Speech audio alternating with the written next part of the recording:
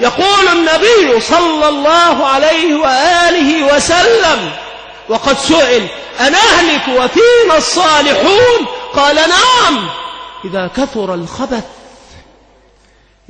الخبث لا رحمة تراعى، ولا ذمة ترعى، ولا يتيم يحنى عليه، ولا مسكين يرحم، ولا أرملة توصل، ولا شيء، وإنما هو تكالب على الدنية وأخذ بجادة غير سوية وتنكب لصراط النبي صلى الله عليه وآله وسلم، روابط ممزقة وأرحام مقطعة وهموم عاتية جائحة، وإنما هي على الدنيا متكالبة وعن الآخرة مصروفة، تنزلق المواعظ على صفحات القلوب كما يتنزل القطر على الصفوان الأملس، لا يترك عليه أثرا، لا تنفع موعظة.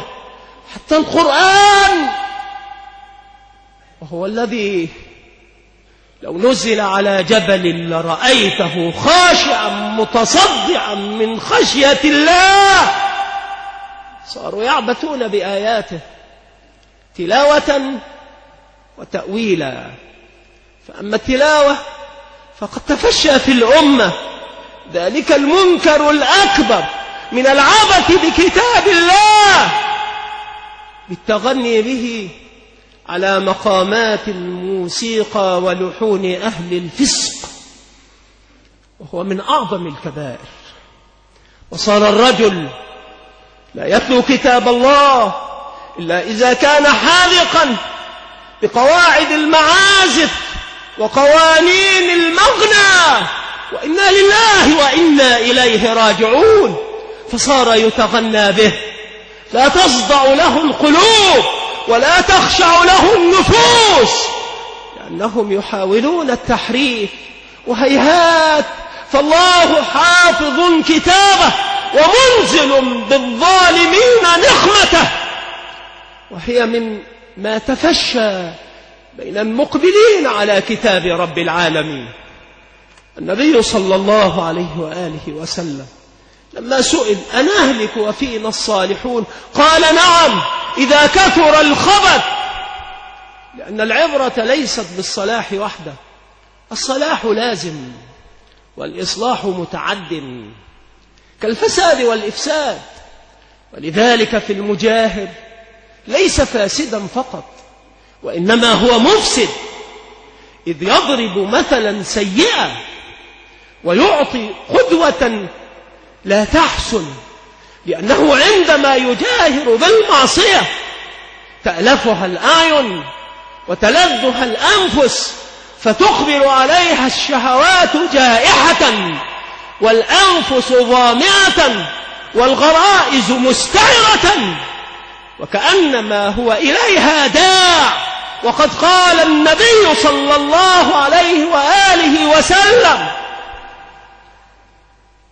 ومن دعا إلى هدى كان له مثل أجور من تبعه لا ينقص من أجورهم شيء، ومن دعا إلى ضلالة كان عليه مثل آثام من تبعه. لذلك كل أمتي معافى إلا المجاهرين، لأن الذي يجاهر بالمعصية لا يضر نفسه فقط، وإنما يضر المجتمع كله، لأن الإعلان بالفحش فيه دعوة إلى الفحش الذي تردى فيه، وهذه دعوة إلى أن تشيع الفاحشة في الذين آمنوا.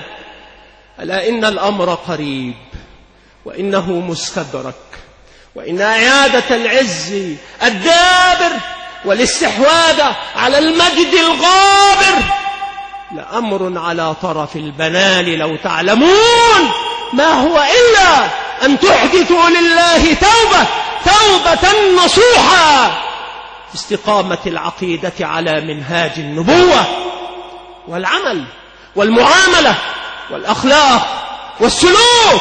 فإذا رجعنا رجع بنا وإذا أدبرنا ذهبنا ولا يبكي علينا باك، والله المستعان وعليه التكلان.